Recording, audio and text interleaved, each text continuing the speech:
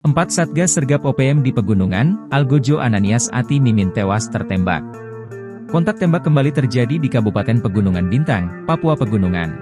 Penyergapan yang dilakukan 4 Satgas Militer Indonesia mendapat perlawanan dari OPM. Akibatnya, satu anggota OPM yang kerap bikin onar di Kabupaten Pegunungan Bintang tewas tertembak. Mengutip Tribun Manado, Co.id, 4 Satgas yang diterjunkan datang dari Satgas Damai Kartens, Satgas Yonif 310 PAM Perbatasan, Satgas Mandala, dan Satgas Yapen.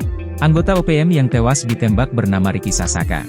Semasa hidupnya, ia pernah menyerang pesawat sipil yang sedang persiapan mendarat di Bandara Oksibil. Selain seorang anggota OPM tewas, seorang lainnya terluka akibat peristiwa itu.